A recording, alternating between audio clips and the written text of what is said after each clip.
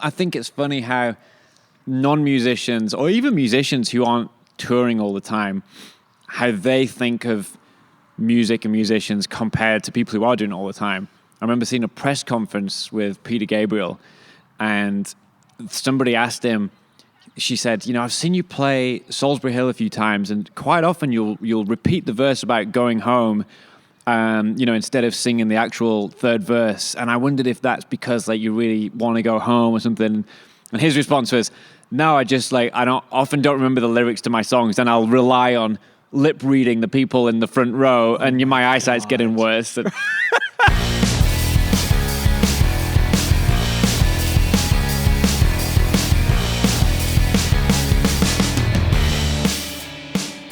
Hello, everyone. Welcome to the final episode of Hitmakers Season 1. Thanks so much for being here. Thanks so much for tuning in all these weeks.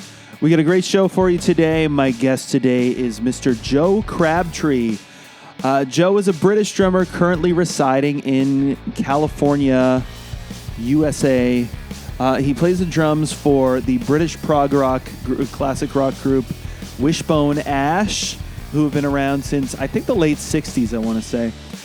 He also invented a metronome app called PolyNome, which is pretty neat, pretty in-depth. We talk about both of those things, how he wound up connecting with those guys, how he got into the app world.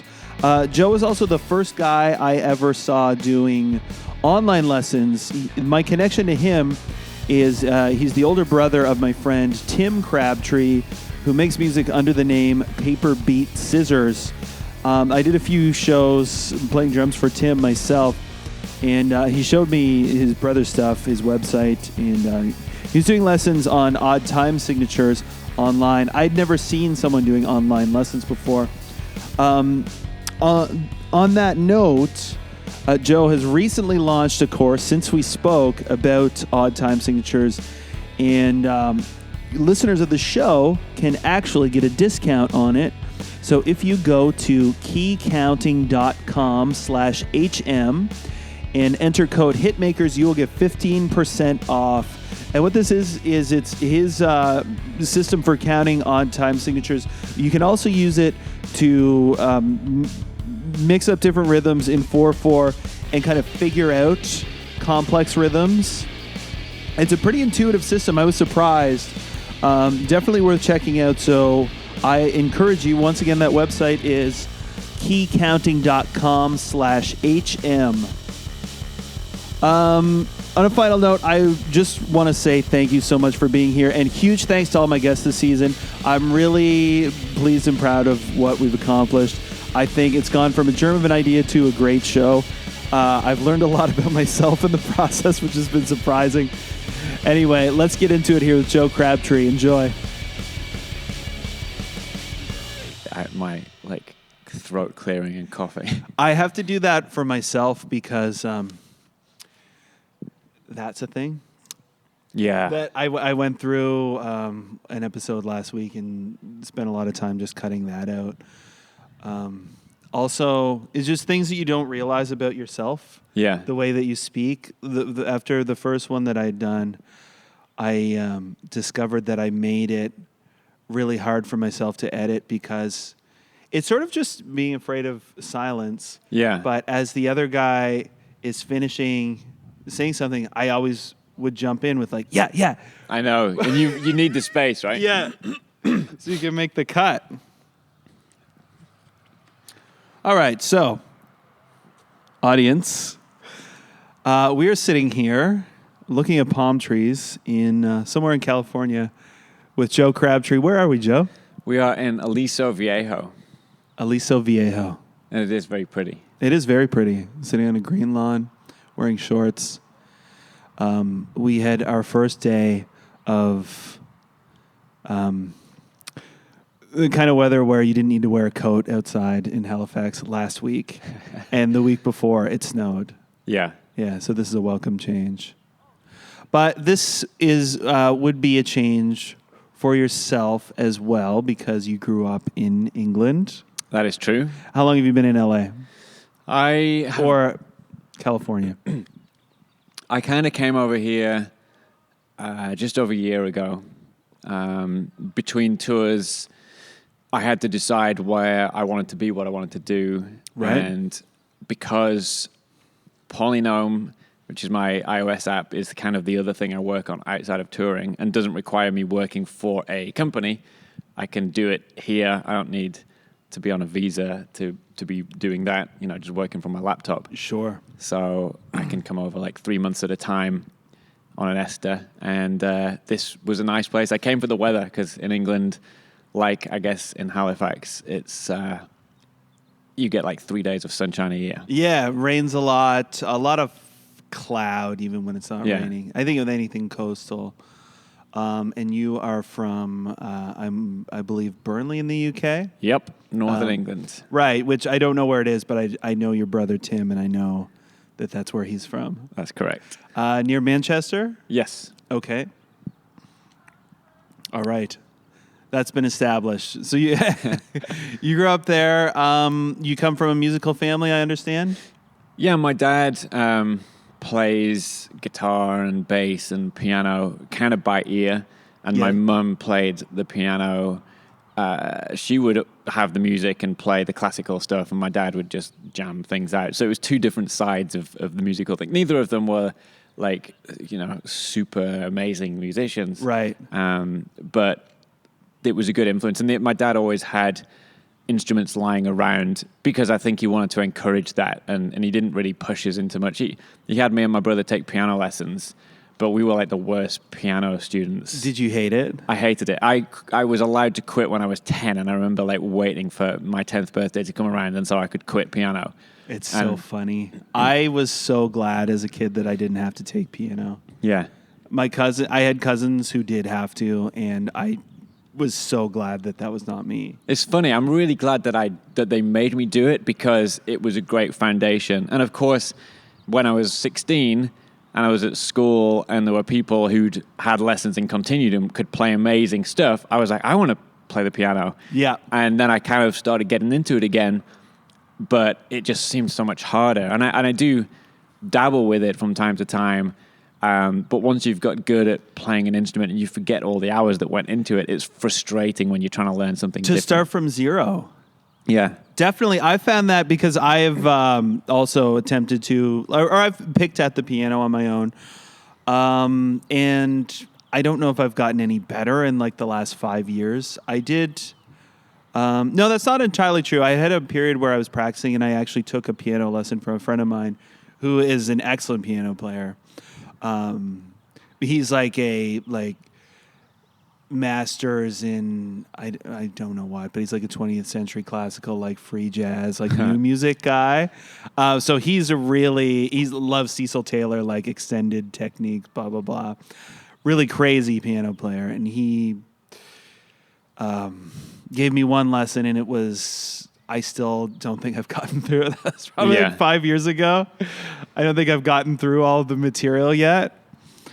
But it's a wonderful instrument, and it is a thing that I wish I was better at. But I also found that exact thing where I bought like a Radiohead piano book thinking I was going to learn all the songs.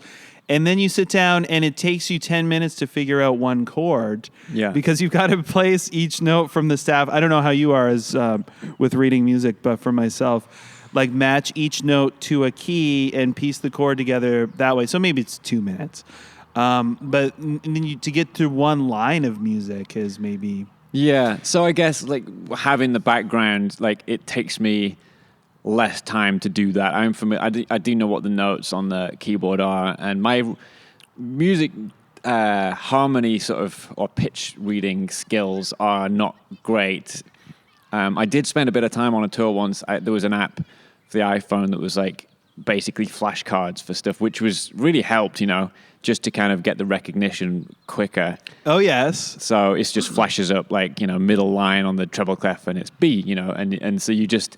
And what's cool with that is if the app's well written, it gives you the ones that you get wrong more frequently. And so it's just... You build your skills, you work on your weaknesses. So, but then there's still the thing of finding that key on the keyboard if you're doing that. And yeah, I didn't know that existed. It's good. Anybody who wants to get into piano, I would recommend that. And I would also recommend we got off on a tangent already. Love it. You know my brother, Yes. so you know what he's like musically. And in the same way that my mom and my dad are very different in that my dad's like plays by ear and my mom reads the music, me and my brother are very different in that I'm very kind of analytical and I break things down. Yes. And he's very kind of, I don't know, wholesome's the wrong word. I'm thinking like gestalt. I don't even know if that's the right word, but he comes at things from like wanting to make music, and I come at things wanting to be good at them. Right. So I had this weird concept that if I'm going to learn the piano, when I got back into it, I learned a couple of kind of songs that I liked because my dad could play Lady Madonna and Martha My Dear by the Beatles. Martha My Dear, I can kind of play, and it's pretty hard. Yeah. Yeah. So he could play that, and the music was around. So I kind of learned it, and I was really pleased with myself for being able to play this song, and it was fun. But then I was like, you know what? I'm going to get good at this. So I started doing finger exercises and learning scales, and I was thinking if I learn all this technique and my fingers can do all these things, and I just learn the harmony and work on the cycle of fifths and all these kind of things, then I will be able to play anything that I want because I'll have the skills. That's the way I thought about it. So I spent all my time doing this. And if I got a new instrument, that would have been my approach. So it's like if it's a guitar, it's like finger exercises. If it's a bass, it's like I had to get whatever, So you want to have the vocabulary. Well, yeah, but not even vocabulary. It's kind of like the equivalent. The ability. That's what it feels like, yeah. And my brother would just pick up an instrument and he would want to play a song. So he would be like, how can I make this play music? Right. And it didn't matter like how technically sort of proficient he was. Yeah. And after a while, I realized that his approach was much more likely to result in him being able to play the instrument because my approach led me to be able to play finger exercises like with great dexterity, but nothing else. Well, at the end of the day, if you still need to take that next step and apply it. Yeah. Yeah. And that step is always hard. And it's this thing of like technique. I kind of liken it to, I was learning to say the letter A like really fast. And, I could say the alphabet, A, B, C, D, E, F, G, like fast, but I hadn't learned any words or sentences or any of that kind of thing. And so that kind of put me off, the fact that like I was doing all this work, but I still find the other stuff hard. So the last time I started playing with the piano was inspired by Groundhog Day. I don't know if you've seen that movie. The movie? Yeah. Yeah. And, he's got all this time to work. He takes piano lessons. And at the end of the movie, he's like at a party and he's playing a boogie woogie blues thing. Yeah, And it sounds remember awesome. that. Yeah. And I was like, you know what? What if I go and learn to play that? And I checked it out and I found on YouTube, which is like, everything that you want is on there. I found some blues piano lessons. And I find out that it's the secrets to blues piano are like very much out there. And it's like, well, here's a little thing you're going to play in the left hand. And then here's a lick with the right hand. So you learn the lick and then you learn a different lick. And if you learn 3 licks with the right hand and how to kind of put those over the left hand part, to a non-musician, you sound like a master. You sound like Bill Murray in Groundhog Day. Sure. And it's way easier than I thought it would be. There's still difficult bits, but at least I feel like I'm playing music now. I feel like a pianist. Yes, and you can play that thing. You can play something functional. Yeah. And then you put it into different keys or whatever. But that's funny because I remember seeing that movie as a kid, and that scene in particular, and having the thought that I'd like to be able to do that, what he's doing. Oh, but also because it looked easy when he was playing it. Oh, okay. And of course, anybody who's good at something, it often looks easy. Sometimes it looks hard, but it seemed to me like, and I remember the one thing where it's just like sitting on one note. Yeah, yeah. And you're like, oh, you just do that. It sounds good. Yeah, but I remember also going to a piano and attempting to do that, and like you can hit one key over and over again, but it doesn't sound like anything. Yeah. You need a way in. Yeah, for sure. But that's interesting. So was that like a passing phase, or have you kept that up? To be honest, like if I was in a place where I had a piano and I had time, I would like to dedicate a bit of time every day to it, but I'm not. I'm on the road or I'm somewhere without a piano. So at this point in time, I'm not doing that. But my approach with that, which this is what I would do if I were somewhere and I wanted to learn a thing. There is the Malcolm Gladwell 10,000 hours thing that everybody talks about. Yes. Which I think is off-putting because 10,000 hours is a lot of hours. It's a lot of time. And I saw a TED Talk by somebody saying that you can learn any skill in 20 hours. And I was like, well, that sounds much better. Sure, that sounds achievable. Yeah. And you'll see a lot of books out there that are, learn to write an iPhone app in 20 hours or learn to do this. Or sometimes it's 24 hours because people think, oh, that's a day. I can learn this in a day. But really, we can only focus on things for maybe 15 minutes, half an hour a day, especially when it's new information you're taking in. Yeah. So if it's half an hour a day, then 20 hours is 40 days. So that's like doing half an hour a day for like a month and a half, basically. And do you think that there's something about the commitment of doing it for 40 days in addition to the half hour that would make that effective? I think basically people give up on things before they've really given it much time. Because 20 hours doesn't sound like a lot of time to commit to something, but it feels like it when you're doing it.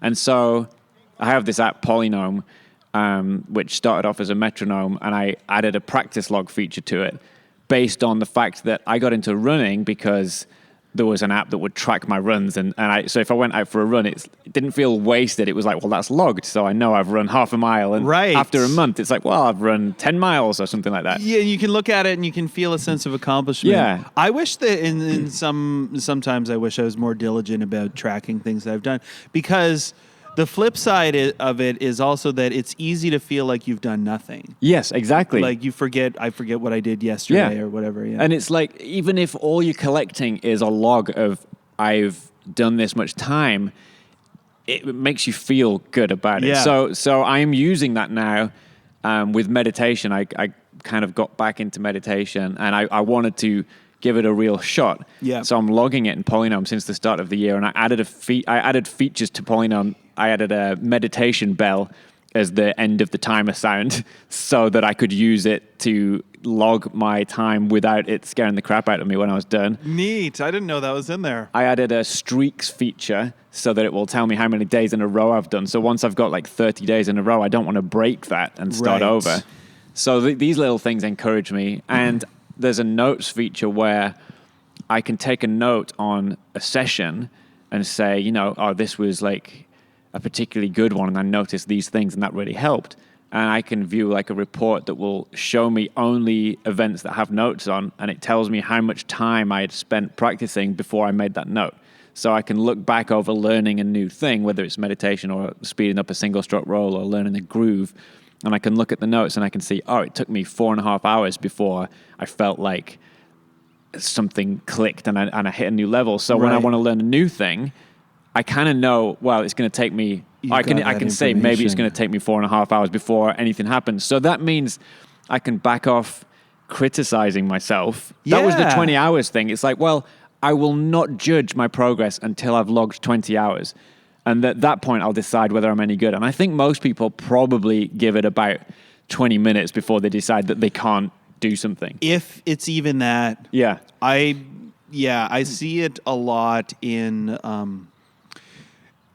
teaching at a music store. You're working with a lot of beginner drummers, which I used to do it a lot. I do it a little bit now, but people get frustrated really quickly. Yeah.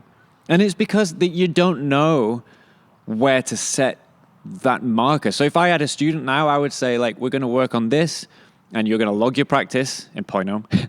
And and I would say, like, basically, you're going to think that you suck at this, and when you get past 20 hours of practice with it, you will probably think you're all right. And that way, they kind of know, they expect to suck for a long time. Yeah. But they can see themselves getting closer to this goal. And I'm pretty sure that anybody who spends 20 hours doing anything is going to, like, step up a level and be... You go from being a non-drummer to a drummer who's a beginner but has an idea of what can play a thing or two or a few things. Yeah, absolutely. And I think I read a thing somewhat recently that said, and I mean, I have no idea if this is actually true. I guess this is something I read, but we tend to give up or want to quit when we've hit about 40% of our actual capacity. I wonder, I don't know what that would mean in terms of, well, here's the thing. Have you heard of the Dunning-Kruger effect? Is that like confirmation bias? No, I have heard of it. You've but heard of it. All right, so can't think of what it there's is. two things I was thinking about is. today, right? So the Dunning-Kruger effect is a study of people's evaluation of their competence at something. Yeah. And what I think is hilarious, because I didn't hear this until later, but they studied this because there was a guy who was robbing banks with his face covered in lemon juice because he was aware that you can use lemon juice as invisible ink. And he thought if he covered his face in lemon juice, the CCTV cameras would not be able to see his face. Be invisible. So they were like, how can people be so overconfident with so little knowledge? Right. And the research that they did kind of said that the skills that you need to be good at something are the same skills that you need to know if you're any good at something.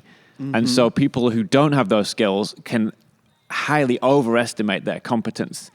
And I was thinking about this today, along with another idea, which is this conscious competence model of learning. I don't know if you're familiar with that. No, I'm not. So that's this idea that you have unconscious and conscious, and you have incompetent and competent. So it's like everybody starts off with this unconscious incompetence. And that means that, say you are a beginner, or you're not a drummer, you've never touched the drum kit, right? So the thing is, you are unconscious of your incompetence. You don't know what you don't know. So there's lots of things to know, but you don't know what any of those things are. You can't even ask about them. And that's the person who sees the drum set and wants to sit down and go crazy.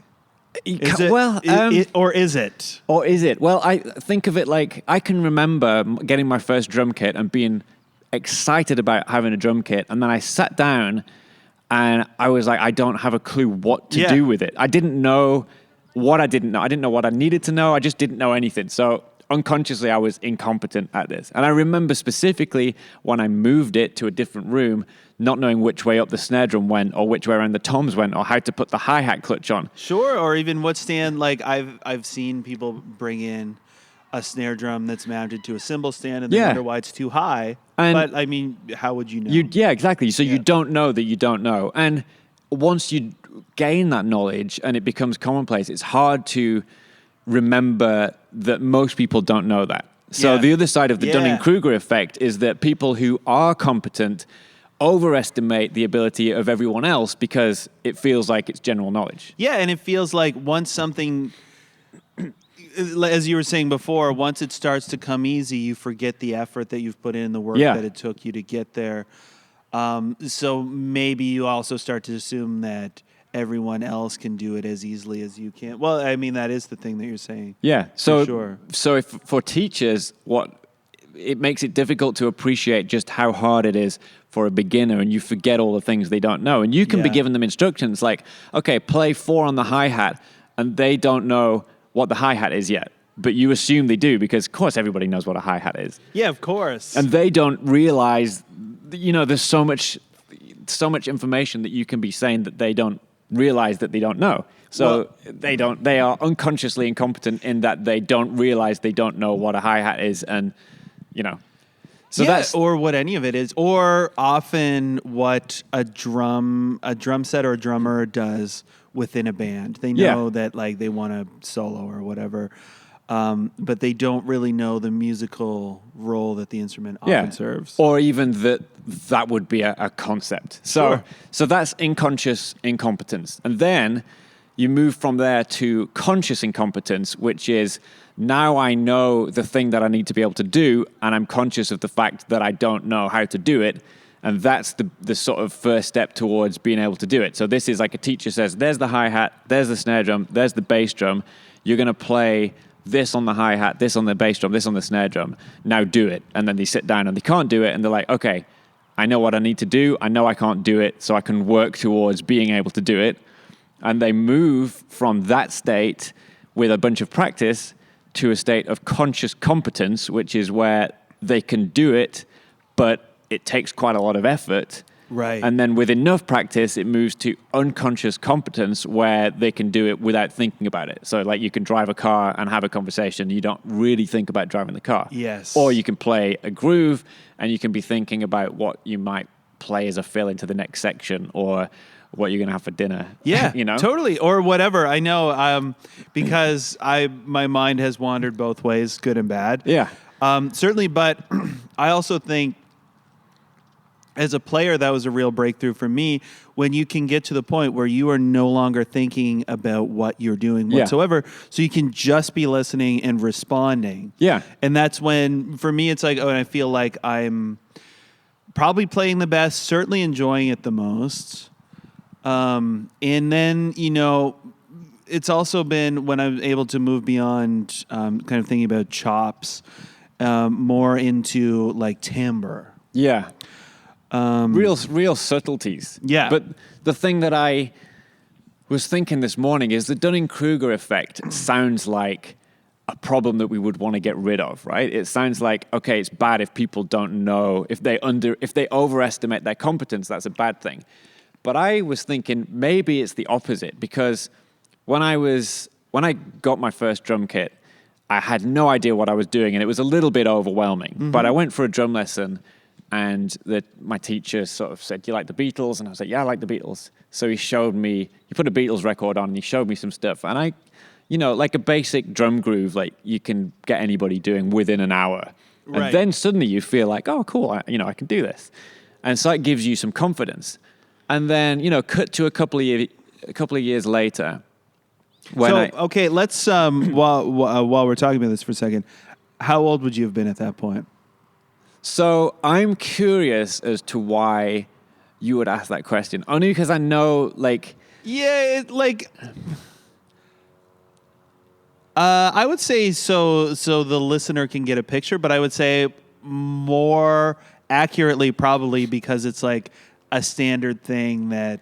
Yeah. Everybody wants to know, like, the story of how people got into it. And I was thinking about that. I was like, why do I know this? Because if I listen to a podcast and it's an interview with Dennis Chambers and someone says, how did you start? And he said, well, when I was 5, I was given some drumsticks. And I'm like, man, I'll tell you, I started when I was 11. Okay. But I might think, oh, I'm never going to be able to play like Dennis because he started when he was 5 and I started when he was 11, But Vinny apparently got his first drum kit when he was 14. Yeah. And Jack DeJohnette apparently started playing drums at 18. Yeah. So it's all those details. It's like, it feels like we're always looking for something to grab hold of. It's like maybe, I started when I was 11 too, Okay. Yes. So I think it's always kind of interesting to know. But this is what got me thinking, because I assumed you might ask something like that. Yeah, good. And I was thinking, since you're presumably towards the start of this podcast, what would I want to know if you were interviewing other drummers? Yes. And I was thinking, like, what would be interesting to me is not like, when did you start, but what was your mindset? Because I was thinking, absolutely, why am I a drummer now? Yes. And why did I start? And I started because it seemed like a fun thing to do, not because I ever thought I would make a living from doing it. Uh-huh. And so later on, because also though at that age, if I may interject, you are not thinking about making a living doing anything, presumably. Yeah, it's wasn't. like, what do you want to do that's fun? And then the next question is, why do you stick with something? And given that so many people give up on things so quickly, this is where this Dunning-Kruger thing comes in. Because, it was fun. I had a drum kit. I had some lessons. My teacher made it fun enough because he had me playing to songs straight away. He didn't say, like, here's a snare drum. You can't touch a drum kit until you can do these things. And I know some people did have that experience and they stuck with it, and in hindsight, they found it useful. But I think the most important thing when teaching someone is to kind of ignite a passion for it and for them to enjoy it, because we do things because we enjoy them. I agree 100%. So, it's like when you learn some technique and some things later on, you might think, this would be a really useful thing to teach a student. But if you teach them that and they hate it and they don't want to come back, then you've lost them for good. Yeah.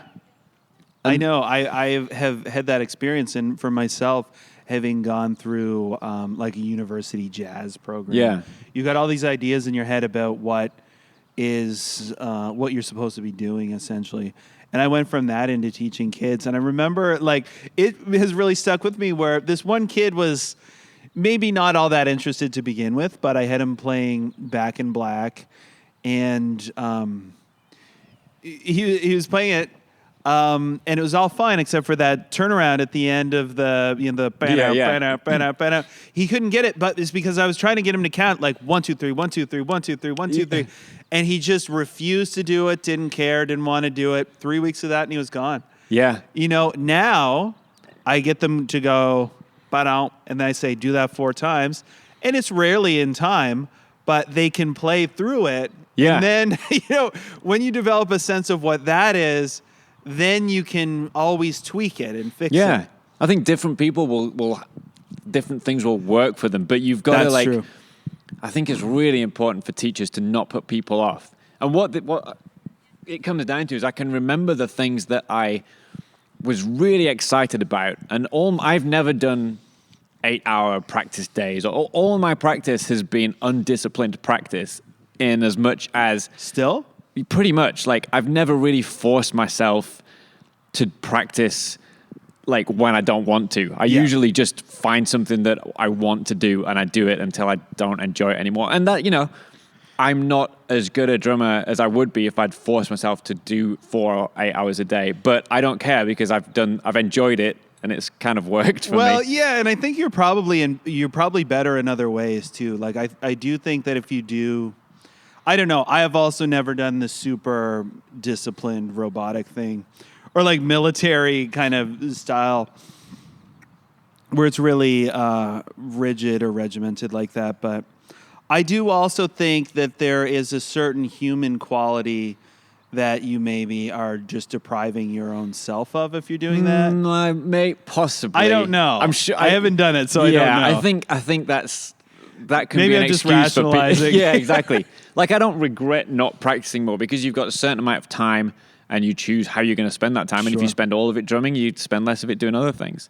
But what I was going to say about that Dunning-Kruger thing is when I was 14, I thought I was awesome. Because like my parents were like, oh, you're really good. And I'd see people, and I was definitely the best drummer in my school, but I don't think there were any other drummers in my school, or maybe one. You know, so I happened to be all right. When I went to university, I felt like I was one of the best drummers there because I could do things. But that was, I mean, and a lot of the things that I play now, I could play then, but just not quite as well. So it wasn't that there were really complex things that I couldn't do. I think that's why I felt like I was good, because I understood certain polyrhythmic things or like certain stuff that Marco Minimum was doing. Right. And much later on, I discovered that my just playing 4, like solid grooves was not that great, like real subtleties.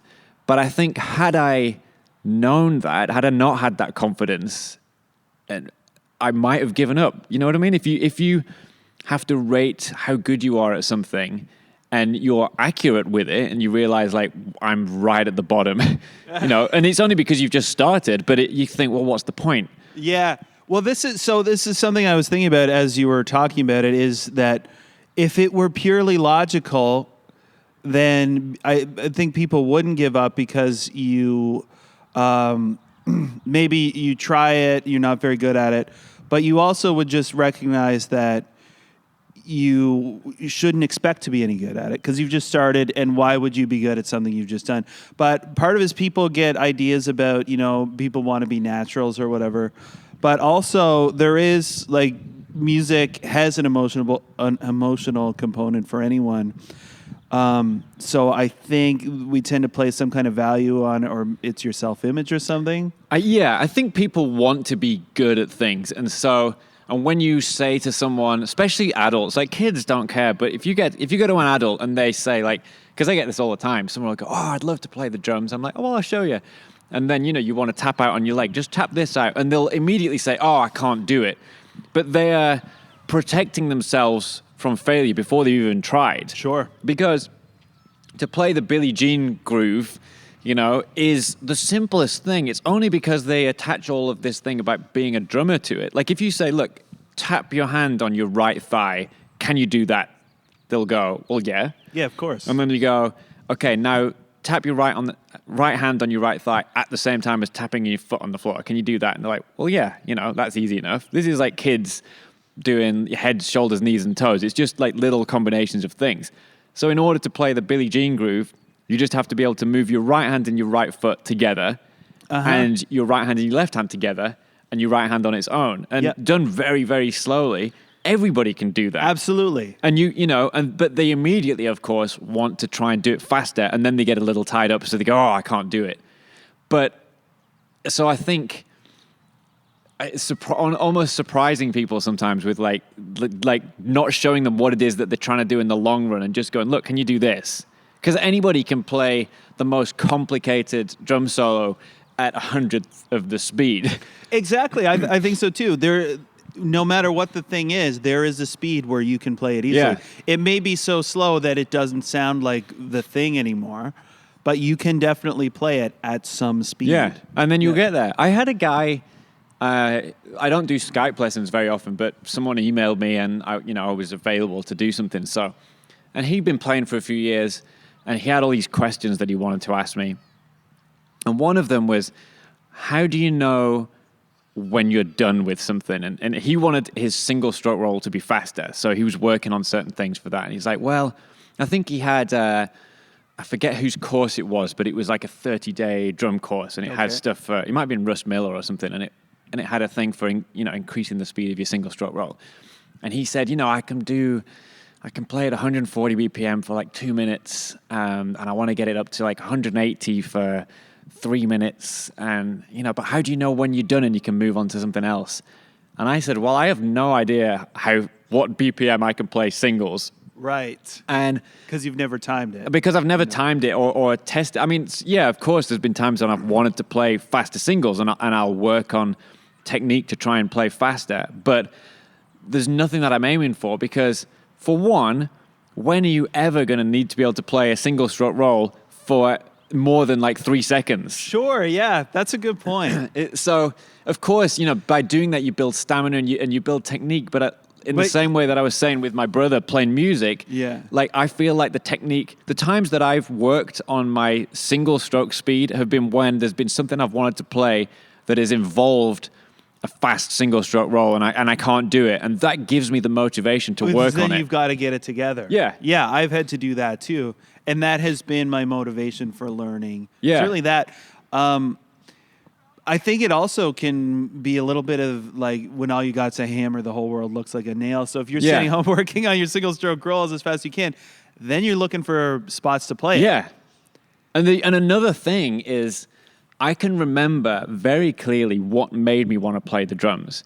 And it wasn't, the kind of solo that you hear Chris Coleman doing. It was the kind of fill that you hear Phil Collins doing. Like those tribal toms and fills in songs, like in Genesis songs and like some Eric Clapton songs, and like the big like tom fills that are like not that many notes in the bar, but they sound so cool.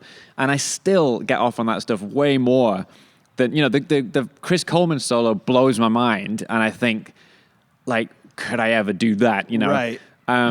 But even the bits of that I can do, I never put into songs with a band, because I always feel like the simple fills work better. They frequently do, and that's like a humbling drum lesson. I'm going to say, for me, the thing that made me want to learn was Queen, You're My Best Friend, like that, the triplets. Yeah, totally, right? Because as a kid, that's a drum thing that you can pick out, and it seems like something that you could play. Yeah, and like think of... is it Nevermind, the Nirvana album? Oh, yeah, totally. Like every song on that, well, not every song, but certainly Smells Like Teen Spirit and In Bloom, like those songs, the drum parts are the song. They're so important. Especially In Bloom. Yeah, imagine that, like, such a simple thing, but imagine it was like, like, you need to be able to sing it. Or like, like, whatever, somebody's... bad idea. Yeah, it's like there's a real art to like composing a drum part that makes everybody like be able to identify it, sing along, know it, you know, and it's not about speed. No, it's not. No. It's about melody and music. It's the same with guitar. I mean, I played guitar for a lot of years and was really into that. And I was really into like Steve Vai and Joe Satriani and all these wheedly guys. And I would learn that stuff and play it. And what's kind of funny is that, you know, I can play some of those things still, but playing a single note and making it sound good is really hard on a guitar or a bass. To just play a single note and have it have a nice tone and a nice feel is surprisingly difficult. Because tone is not something that you ever think about when you I'll tell you why I know this. I know this because we've recorded Wishbone Ash albums. This is a secret just for drummers to hear. Okay. We've recorded Wishbone Ash albums, and If you're not a drummer, stop listening now. I've been there when we've edited things together, and we've comped a guitar solo, you know, to like put this half of one and a different half of another take that works better. And then there's been one bit that was brilliant. Like the guitarist has gone to bed, and me and the engineer are like, well, let's try putting this in there. Yeah. And there's one thing that works brilliantly, but there's a fluffed note at the end. And his guitar's on the stand, it's still plugged in. And I'm like, well, I'll just replace that note. Yeah. And I play guitar. Yeah. But it was really eye-opening for me that I couldn't play just one note and have it fit in, because it's like I couldn't make it sound the same. Your hands don't sound like his hands. Yeah. And it's really... and the same with I've replaced the bass note, and I'm like, I cannot make that bass note fit in. Yeah. Yeah. And it's the same with drums to some extent, but everybody hits them differently. Yeah. Everybody holds the sticks probably in a slightly different spot. Yeah. But you know, so being able to play simple things and make them sound good is deceptively hard. And I think that's the thing that the 14-year-old me was completely unaware of. And sure, me ironically, too. Or maybe not ironically, maybe that's the wrong word, but you know, I got in touring bands when I was 25, 26, playing with like these older guys, these kind of like progressive bands that go on the road. And I was like pretty good. I don't know how different my playing is now than then. I've spent a lot of time thinking about making things groove better and sound better in general. But strangely, my confidence has dropped as a result. I'm sure I can't be a worse drummer than I was back then, but I feel less confident because my confidence was probably overestimated at that point. I wrote a blog on this once because I remember, like, I don't feel like I'm a good artist. And when I was 5 years old, I felt like I was a good artist because I have a very clear memory of being at, like, nursery school or whatever and painting a picture of Peter Rabbit and Flopsy, Mopsy, and Cottontail or whatever they're called. Right, yeah. And I remember having the book and having the easel and painting them. And I remember very vividly that what I'd painted looked exactly like the picture. And I felt this pride in the fact that I'd managed to make such a perfect forgery. Yeah, right, that you've done that. And my mum kept that picture, and I found it, and it's just like blobs of like blue and red. And so clearly the picture has not changed. Yeah. But my perception of my competence at that point, like, was very much over, you know. But inflated. It's funny because you're just getting, and you know, like whatever dopamine or something, just at the fact that you've done it, like that you've accomplished this, making this painting. Yeah. But it makes me wonder what has changed. Did they look the same to me? You know? Because is that all I could see? Is that all I could make out? Because you know, with listening to things, you know, like listening to a language, for example, if you listen to Russian, unless you speak Russian, it sounds like gibberish, and you could have somebody speaking some gibberish that sounded very similar, and you wouldn't be able to tell the difference. But with English, when you say a word that's not a word, or you say something funny, we pick up on it immediately. And it's a similar kind of thing. It's in the details that you only are aware of when you are familiar with a subject. And I'm sure an artist looking at this scene would see a lot more detail in it than I do. They'd notice the different shades of green, and they'd notice things that I've never really picked up on. They've been trained to look for that. Yeah. So I think it's the same deal. And so I think if I have a good gig versus a bad gig, it's based on how well I feel It's totally based on how you feel. Yes. And you know, I can have what I think is the worst gig, and the audience won't notice any difference from my gig yesterday, and even the band won't notice any difference. Nothing that I played that I thought was like not right, not how I wanted it to come out, is probably even very noticeably different from the day before when it came out as I wanted it. Yeah, and it may be that it sounded exactly the same and you just didn't feel good about it. I know I've had that experience too. And especially a lot of time for myself, you know, you're playing a festival or something where it's high pressure, there's a crowd, and there's you're using the same drum kit as the person before you. There's not a lot of time to change things. And at the end of my band's tenure, I was using like electronics. So you've got 15 minutes to get it, you know, at the level we were at too, which is nobody's doing this stuff for you, and you're still kind of fighting for those spots. But you have to set up your cymbal, snare, and pedal. You got to make sure all this other stuff is plugged in. And then you get into adjusting things, and sometimes, you know, if anything goes wrong or the guy before you took too much time tearing down, you just don't get to make those adjustments, and the whole thing feels terrible. Yeah. Yeah, and at the end of the set, you're like, wow, that was awful. That sucks that I blew this show. And everybody else is like, what are you talking about? Yeah. I mean, I think a big thing with playing live is letting your mistakes go. Yes. Because it can ruin a gig. You know, you fluff the feel in the first song, and then you feel embarrassed, and it's like, oh, everybody's noticed that I screwed it up when they didn't, because they didn't know what it was supposed to be. Yep. And then you feel like you can't really relax and enjoy the gig. Or maybe it takes 3 or 4 songs before you're like, okay, that's good. I've done gigs where the support band has been playing, and I've thought, man, these guys suck. This band is truly awful. Like really, like they've never played an instrument before. And then I've gone to the restroom. See, I'm American. I've gone to the toilet, and I've been in there, and I've heard 2 guys come in, and they'll be like, man, this band's amazing. Like, you know, and it's same with, I remember going to a jam night years ago, and there was a drummer who clearly only just started, and they were just totally out of time, but they were hitting toms all over the place. And someone said like, oh, he's the best drummer that's got up, because he was just doing a lot. He was flailing his arms around.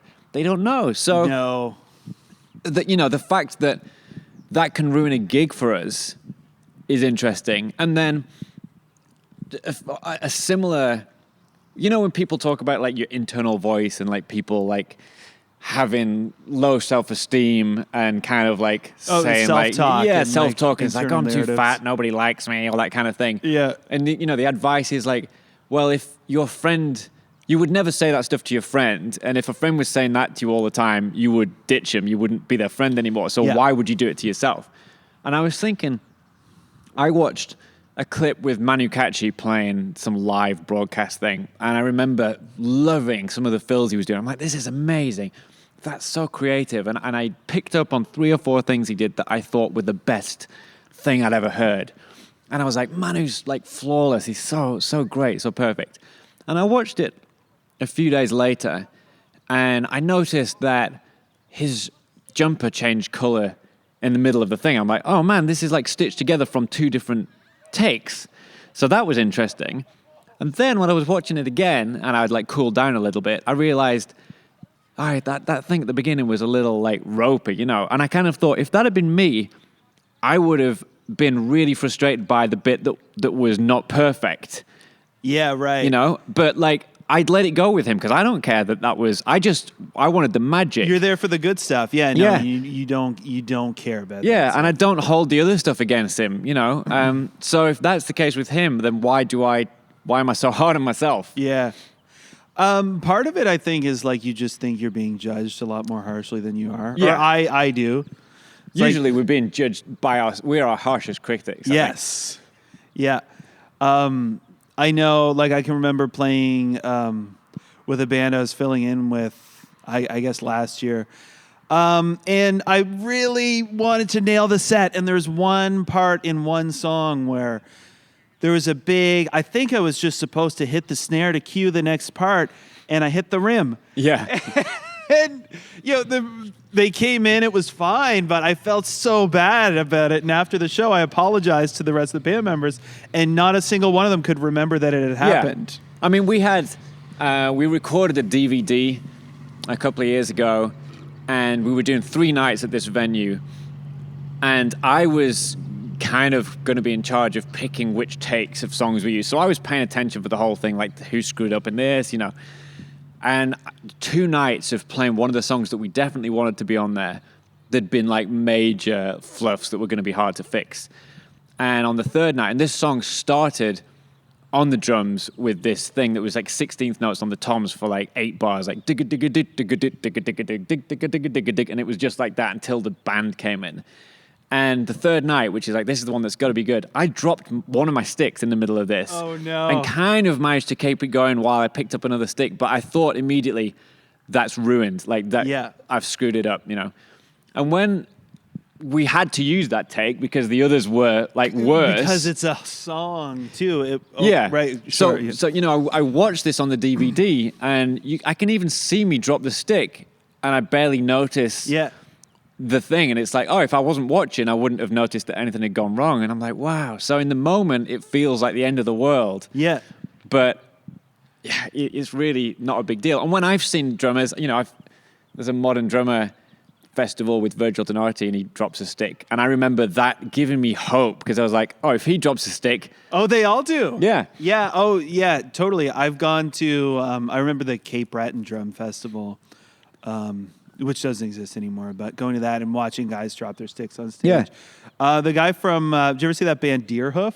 Yeah, love him. Love that band. Right? Like, that dude is dropping sticks constantly. Yeah. I remember they played Nova Scotia at the Evolve Festival a few years ago, and I realized midway through their set, because I had been watching him for a minute, that he keeps dropping his stick, but he's hitting the stick. He's got a tiny setup anyway, but he's just continuing to play with one hand while he picks his stick up, and you don't notice. Yeah. And you know what? Like, if you want everybody in the audience who's not a drummer to think you're the greatest drummer ever, drop a stick on purpose, play with one hand for a bit, pick another one up, and they're like, that guy's incredible. They'll be amazed. Yeah. As long as you don't stop, which I have seen once, somebody dropped a stick and they stopped and got up and went to pick it up and came back, and it's like, don't do that. No, that's why you keep spares. Yeah. But it's funny, the things that we get caught up on that can ruin a gig for us. And I think there's an art to just letting that stuff go. It's not easy, but makes things a lot more fun. Oh no, but it is totally a friend of mine who's my former bass player sister went to see Feist play, and Feist forgot the opening lyric to one of her own songs. Yeah. And she had to ask an audience member, like, who knows the start of the song? It's just not coming. And so Maria got up, and then she blanked. But, it's not like that ruined the concert for everybody. People start demanding their money back or whatever. It was just like a funny moment. Yeah. Yeah. I think it's funny how non-musicians, or even musicians who aren't touring all the time, how they think of music and musicians compared to people who are doing it all the time. I remember seeing a press conference with Peter Gabriel, and somebody asked him, she said, I've seen you play Salisbury Hill a few times, and quite often you'll repeat the verse about going home, instead of singing the actual 3rd verse. And I wondered if that's because you really want to go home or something. And his response was, no, I don't remember the lyrics to my songs, and I'll rely on lip reading the people in the front row, and my eyesight's getting worse. Because, music too, and I know the feeling as a listener, so many songs have such an emotional impact on me, and stuff from my childhood, and the people who wrote the songs might not even remember that they've recorded them. There's songs we've done that I don't even remember exist. Sure, of course. Because you've got so many, and you're making new ones, and if you're not playing them every night. Yeah. And it's weird. It's kind of weird to think that the person who wrote the song might not even know how it goes, and you listen to it all the time, and it makes your day when you put it on.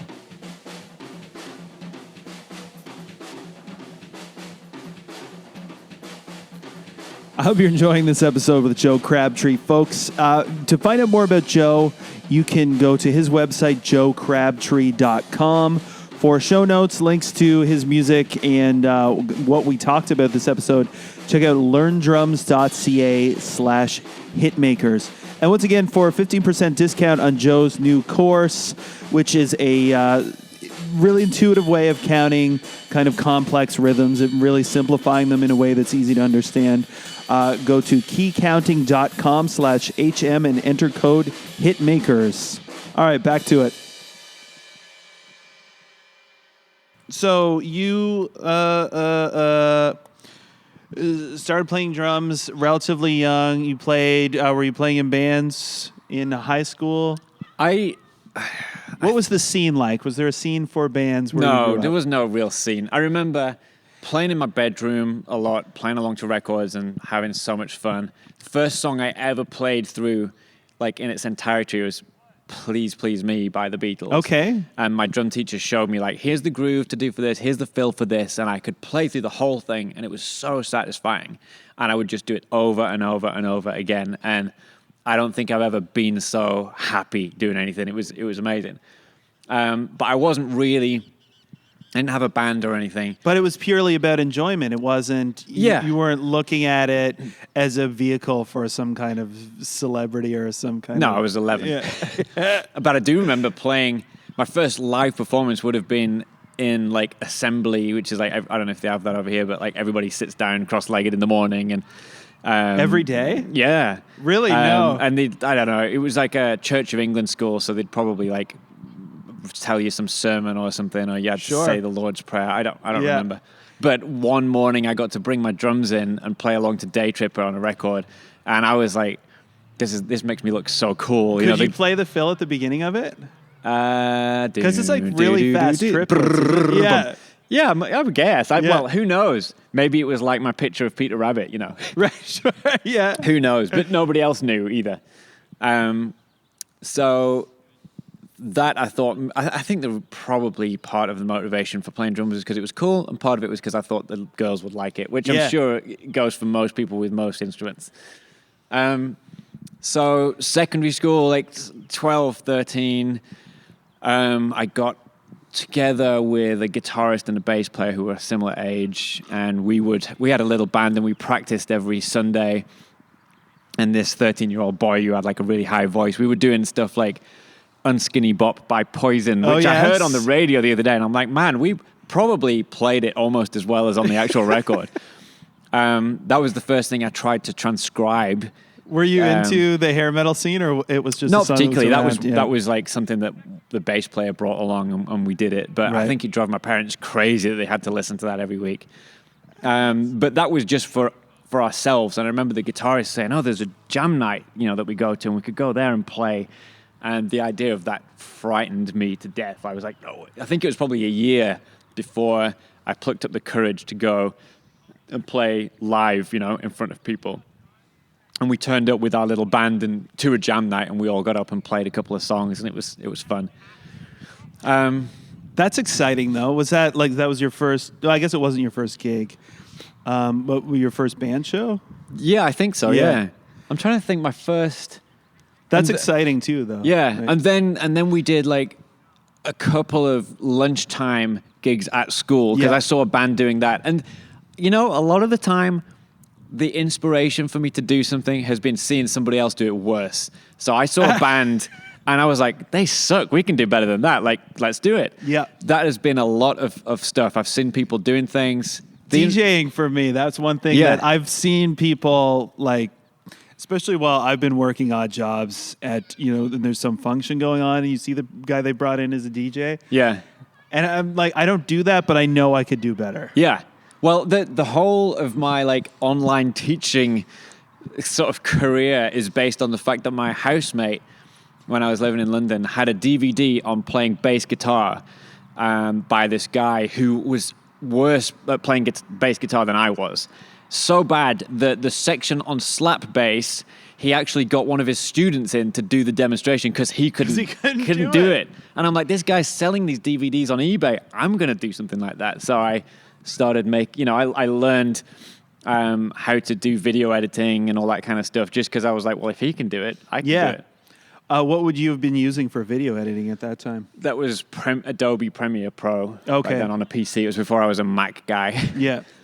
But yeah, so a couple of bands, like school bands, and then the first, like, when I really got into playing music, the first paid gig probably was, how did that work? Oh, I was playing for a local band, and we did a gig. Like, they were like 3 or 4 years older than me. Yeah. And we did a gig at a local place. It was like a Battle of the Bands thing. And that was the first time I was on like a biggish stage. And that was exciting. I didn't have cases for my drums yet. You know, my mum drove me down there and they were wrapped in towels.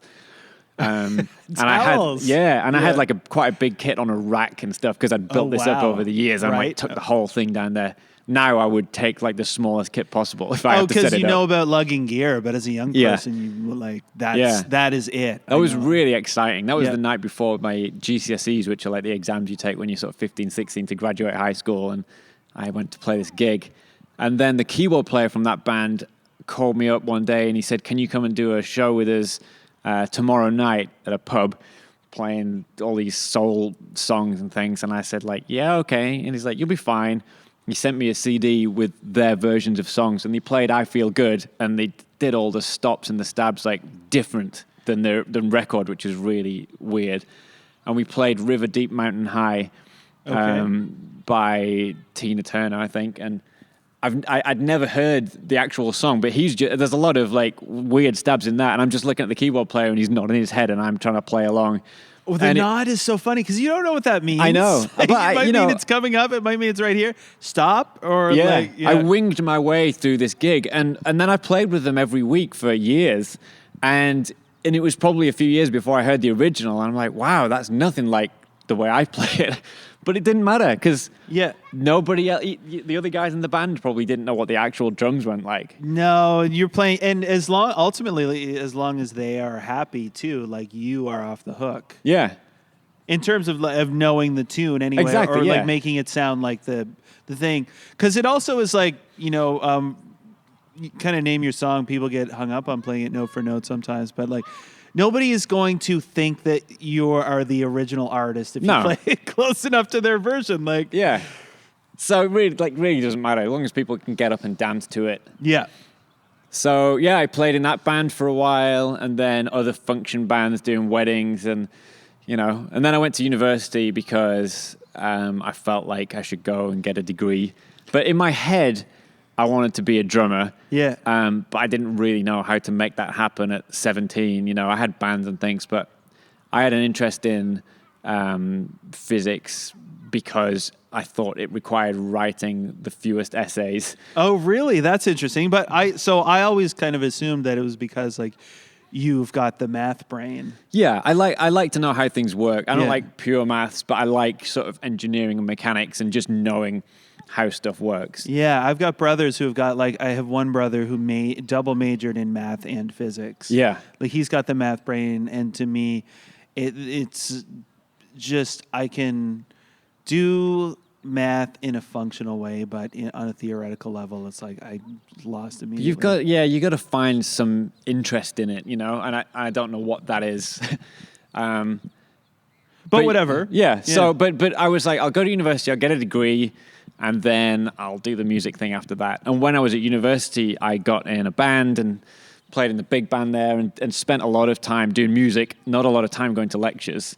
Oh, yes. I kind of like scraped my way through, moved back to my parents for a while, and played in more function bands, did a lot of teaching. I was doing a lot of teaching from early, probably from when I was like 15, I was teaching. And it was weird that we'd have like, some 40-year-old guy come to the house for a 15-year-old to give him a drum lesson. How did you connect with those people? I just put ads up in music stores and things. And if you know more than the student, it's fine, you know. And I had watched a lot of Dave Weckl videos and I'd thought a lot about technique. And so, I ended up teaching a lot of people that were a lot older than me. Yeah.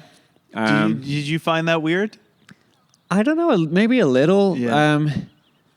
I don't know if they find it weird. I can't imagine now what it would be like if I went for a lesson with a 15-year-old. But if a 15-year-old could play better drums than me, then I'd happily take a lesson. You'd want to learn something. You want to learn what they can do. Yeah, for sure. So I've been teaching for a long time. And yeah, after a few years back there, I kind of thought, playing in weddings isn't what I wanted to do. So I saved up some money, moved to London, and started looking for bands to play in. Got in some function bands down there, played more weddings. But you need to... You got to pay the bills. You need to earn a living somehow, and that's better than McDonald's or whatever. And then just happened across an advert for a band that said ex-King Crimson violinist looking for drummer, and I thought, that sounds interesting. Wow. Called up the number, and the bass player answered, and I talked to him for a while, and he said, we're looking for someone who can play in odd times and can play in cut common time. And I was like, well, I can do that. No idea what cut common time was, but I wrote it down so I could Google it afterwards. Mm-hmm. I Googled it, couldn't find anything about it. I'm like, I had no idea what he was talking about. And it turned up he'd made up the term. What he meant was... It was like 4/4? No, what he meant was... like in Sting's 7 Days and things where like you're playing a quarter note that goes, a quarter note in 5/4 over a groove in 5/8, that kind of thing. Okay. That's what he meant. Yeah, totally. But I got that gig because at the audition, they gave me a little thing to play in 13/16, and I kind of managed to scrape my way through that, having played around in some odd time signatures. Yeah. And so I would have been like 24, 25, I guess, at that point, and went to Japan to do a few shows with them. Didn't get paid, but I was getting to go to Japan, so that seemed cool enough. You got your travel and accommodations and meals and stuff? Yeah, I didn't cost me to go there, but I did a lot of rehearsals with them. But it was like, playing original music with a band that was going to have some gigs in Japan, and I thought that was cool. Yeah, totally. And then everything after that was like the bass player recommended me to a guitarist who recommended me to someone else, and I've always ended up in these bands with people who are like twice my age. Well, I was going to ask if that has been a pattern. Yeah. Because like I figure what is out there musically, there are bands that are my age that are either already with a label and signed and have a drummer, and it's not that often that they need a new drummer. Yeah. Or they are hoping to make it and they want somebody with a van. Yeah, and so you have to be along for the slog. Yeah, I've done a little bit of that, but it rarely seems to pay off. I know people, including a guitarist who joined my own band with that hope. Yeah. And in that case, he was the guy with the van, and really when he quit, that was when the band broke up. So it happens a lot, and I've been enthusiastic about bands I've been in, and it's been fun, but it's so hard to do that. And on the other side of the coin, there are a lot of bands that have a following and do, relatively regular gigs, and drummers get tired. So you see a lot of these bands have young drummers, like the sort of Jethro Tulls. And sure. So I've been that guy in 3 bands. Really? That's interesting. Yeah, well, so... It's kind of an aside, but I played my first ever gig as a guitar player in a band this last month, and it was we've got this thing in Halifax, Rockin' for Dollars, so it's like full band, open mic, Monday nights. There's a prize wheel you spin for cash at the end of it, but one-off bands play this thing a lot because it's 10-minute sets. One of the people in the band was involved with organizing the thing. So we played for longer, so it's a Bad Religion cover band, and that was a band I'd listened to a lot as a younger person, but kind of lost touch with them. And the singer is the only member who has been in the band the whole time. They are on their 3rd drummer, and they had Brooks Wackerman. I don't know if you know that guy, but he's great, and I thought he was still the drummer. And they've got some other guy now that I don't even know who he is. Right, wow. But I think it is that thing. People get tired or they get a better offer. I think he's playing with Avenged Sevenfold now, actually. Yeah. Which I've heard of. Right, and sure, cover band. Yeah. Yeah. So he probably got a better offer from them, and he, if you're going to be on tour anyway, maybe he just wanted to change too. I don't know. Yeah. But anyhow, sorry. No, that's how I ended up doing what I'm doing. Yeah. Pretty much, So, you said this is the 3rd. So Wishbone Ash, who you're currently playing with. Yeah. So David Cross Band was the first David Cross? Yeah, not the comedian. Not the comedian, okay. And when I like read the thing and I'm Googling and I'm like, what is this? I'm going to be playing drums for a comedian? But no, David Cross was the violin player with King Crimson in the early years. So right. And that was in London? Yeah. And that was playing half of his original stuff and half like King Crimson material. And, it was a good band. And I did a few gigs with them, some stuff in Japan, recorded a live album with them in a, somewhere or other. Cool. So you had already toured internationally at that point, but you say some stuff in Japan. Was it a lot of travel? No, it was like, I think I did 2 shows in Japan, which was 1 trip out there. Right. And a couple of gigs in Rome and 1 gig in London over the course of like 2 years. That was all the shows. Okay. They all had jobs. All of the shows that the band played? Yeah, like 5 shows in 2 years or something, But like big shows? Not even huge shows, Clubs? No. Yeah. Yeah. But, it was Japan, so that's cool. Interesting. Of course. Yeah, that's why you go. Yeah. I mean, yeah, we have done it. And then I got a call from a friend of mine who said, there's a band looking for a drummer, here's the number. And he'd heard about this because they rehearsed at the same rehearsal studios that he did. And I remember thinking, should I call them or should I not? And in my head was that phrase, why put off till tomorrow what you could do today? Yeah. And I called the number, and the guy who answered was the keyboard player.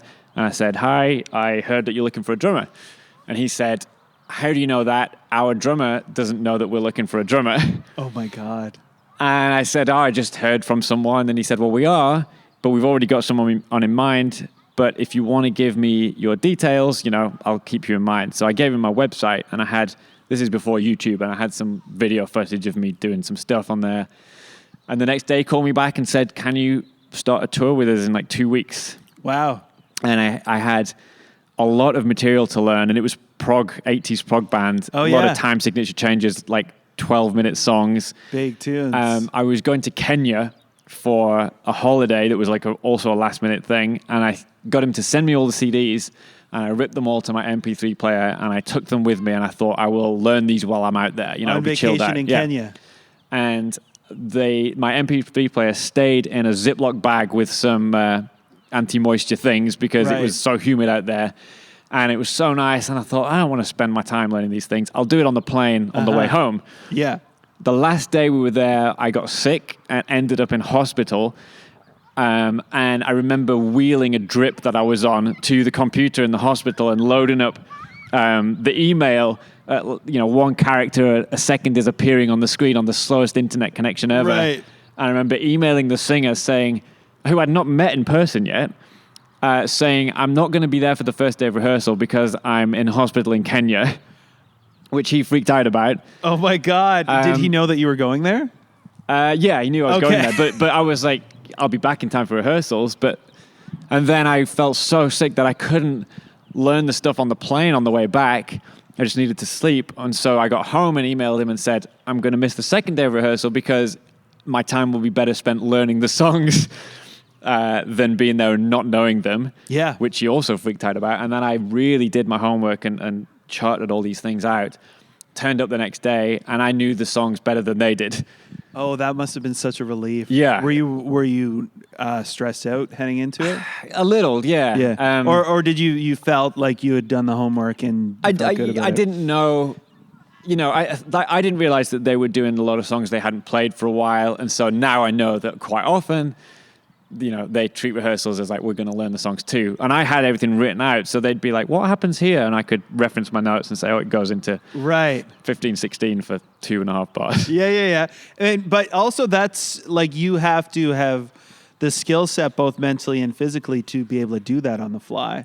Yeah. Like if you're dropping into 15, 16 for 2 bars, you have to be able to do that, like make that calculation. Yeah. I mean, there probably wasn't that, but there were some time signature changes, and so I went on tour with them for a month and a half or something around Europe on a bus. That was my first tour bus experience, and I did a few tours with them.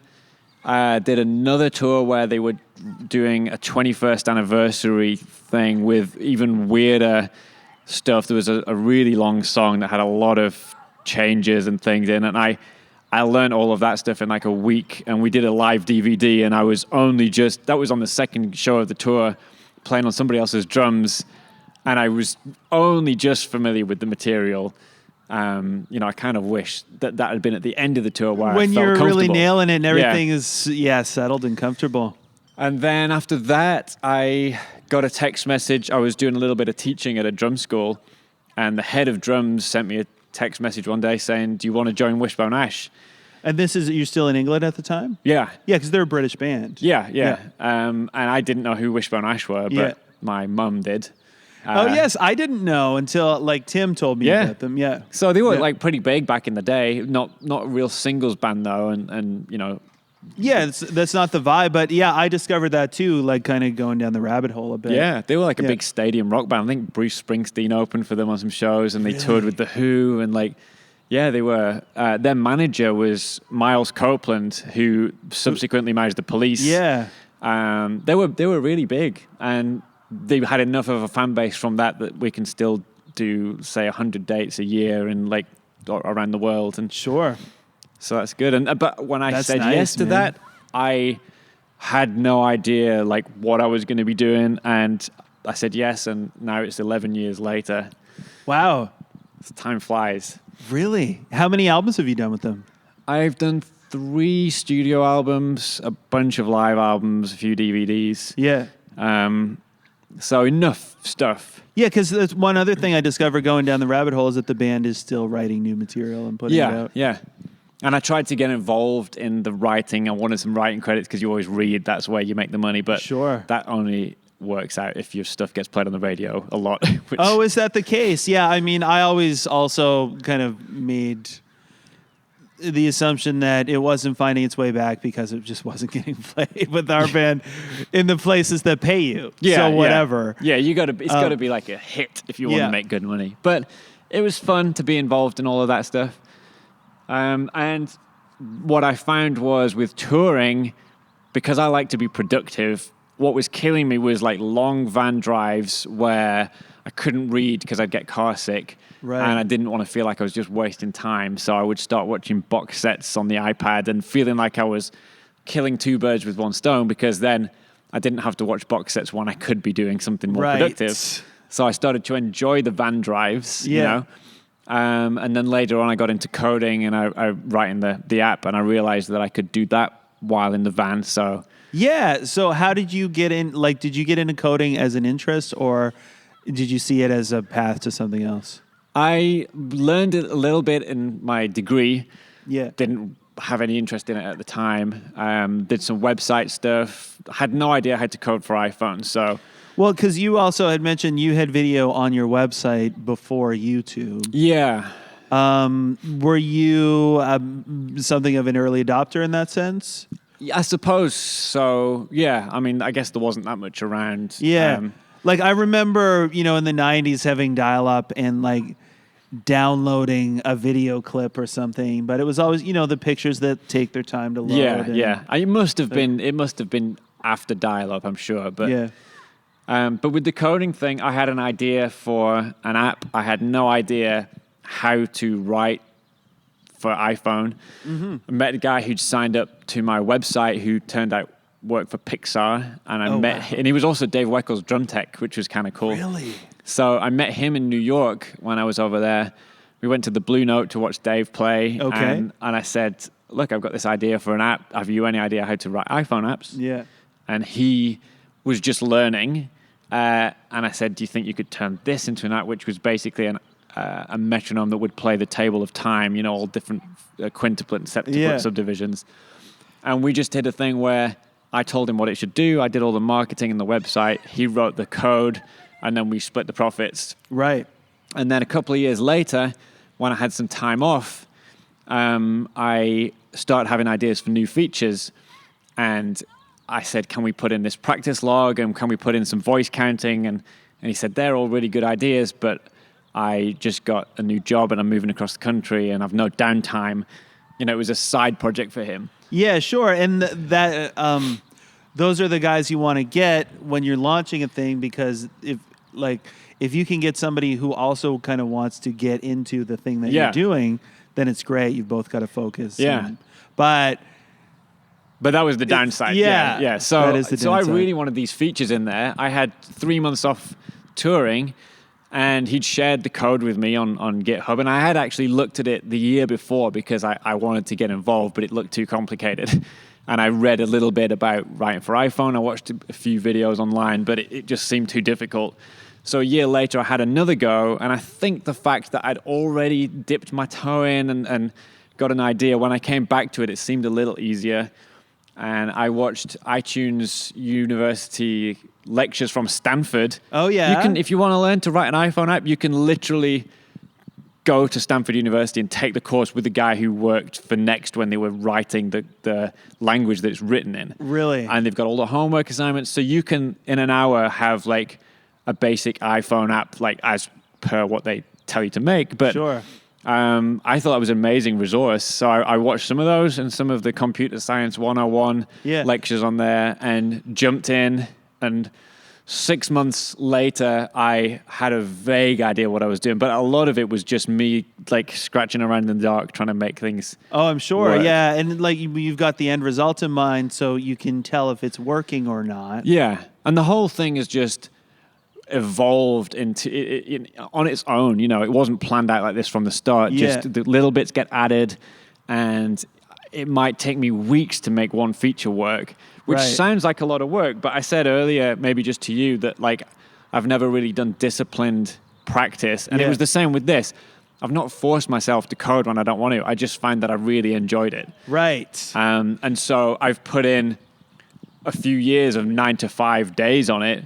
Well, that is the flip side. If you are interested, I know, and certainly with myself, you know, whether it be learning recording software or more recently getting into DJing, like I bought a controller and I'll sit there for 4 hours without moving because I'm getting better at it. I'm learning it, and I want to do it, but that's not every day. Then I will also not touch it for a week or something after that. I mean, it felt like there was a point at which I didn't want to move anywhere where there wasn't a drum kit, because I felt like if I've got downtime, I ought to be practicing. Whether or not I was, I felt like I should have access to a drum kit. And once I had got into the coding thing, I found that it filled all the same needs that I had that drumming did. It was creative. You know, I was making something. It was challenging. I was, you know, if I'm fixing bugs, I'm problem solving.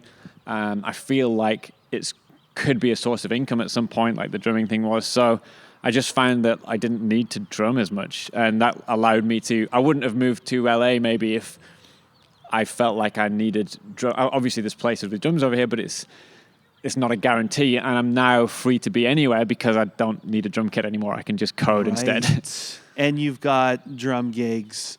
Yeah, I tour enough. I get enough playing done, you know. Yeah.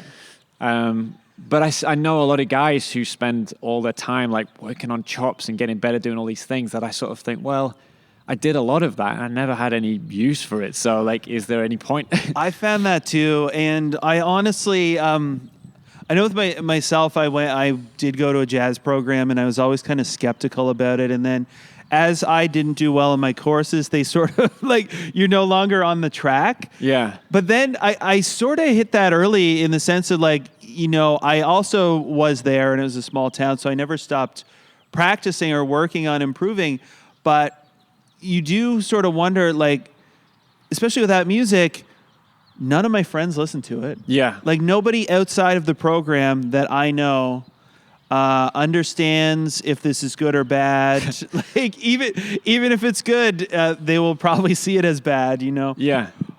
Or whatever. So what's it good for? I think it's if you enjoy it. If you enjoy it, that's absolutely. The thing. So that's what I've always tried to do, things that I enjoy, like all of the, like my website and the tuition, the app and the gigs and all of those things. They're all things that whether or not they make any money, I enjoy doing them. I guess that's probably I think we've chatted for a long time. So. Yeah, I think so. Yeah, that's perfect, actually. Anybody who's still listening, congratulations. You made it. Here's the prize. There is no prize. The reward is hopefully you enjoyed it, folks. Yeah. Well, I've enjoyed it. So I've enjoyed it too. Joe, thank you so much. thanks for having me. Yeah, Joe Crabtree, everybody. I'm going to cut that part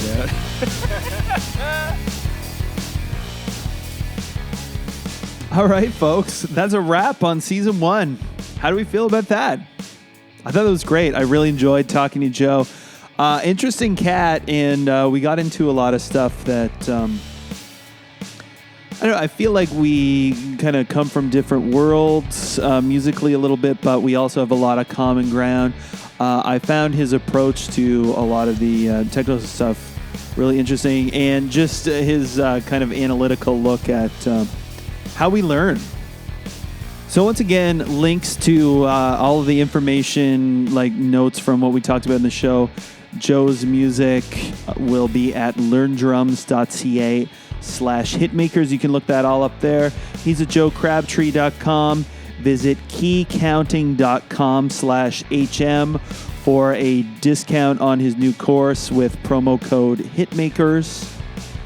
And if you are a subscriber, do not despair. We've got some exciting surprises coming up for you. If you're not a subscriber, you'll definitely want to become one now so you don't miss out on any of it. It's now time to record new episodes. And the season thing, I'm not really thinking of a length.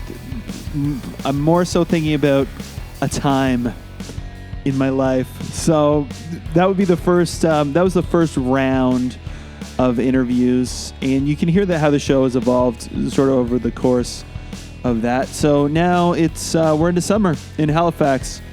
And that's going to be the focus of season 2. So that'll be coming at you in hopefully a couple of weeks. All right. Till then, thanks so much for being here. Talk to you later.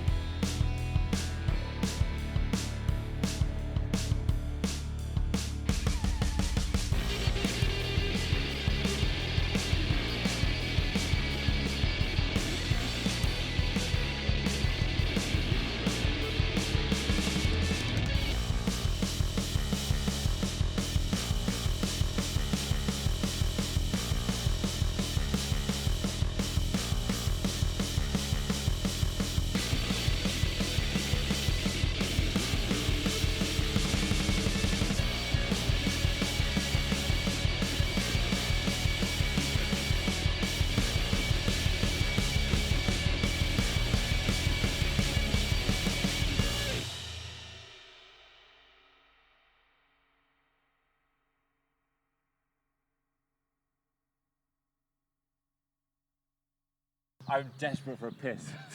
Oh, yeah, Cut that part out too.